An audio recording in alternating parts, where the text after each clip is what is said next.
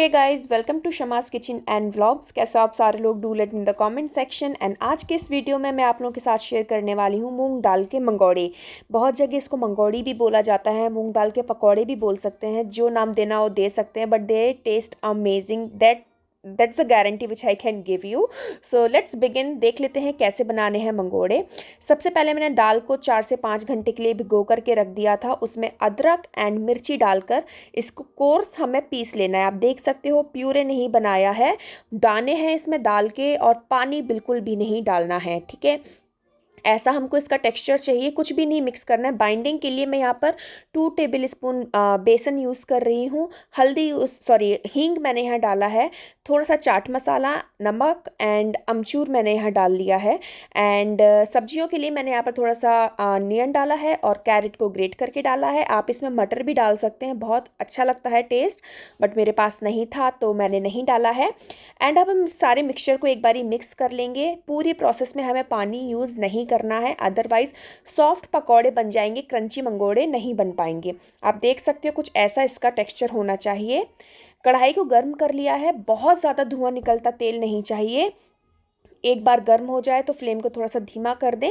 And then में इस मंगोड़े का जो मिक्सचर है उसको प्रेस करके अच्छे तरीके से कढ़ाई में डाल करके हम इसको फ्राई कर लेंगे। बहुत बारी स्टर मत करना, अदरवाइज ज़्यादा जल्दी जल्दी अगर आप इसको चलाओगे तो टूटने के चांसेस रहते हैं।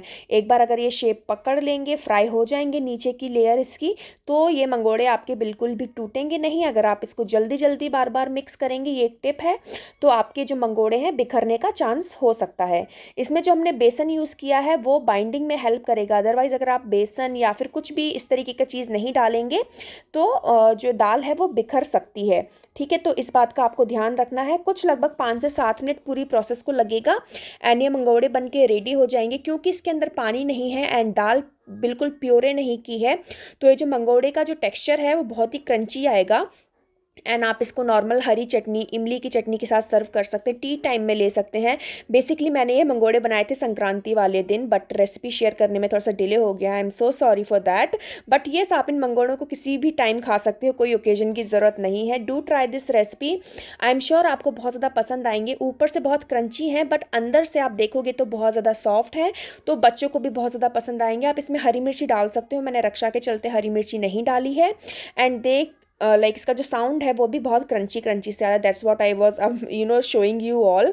And that's it guys for this video. अगर आपको ये मंगोड़े की रेसिपी अच्छी लगी है, क्विक सी रेसिपी अच्छी लगी है, तो do let me in the comment section. I will see you all in my next one. Till then, bye bye.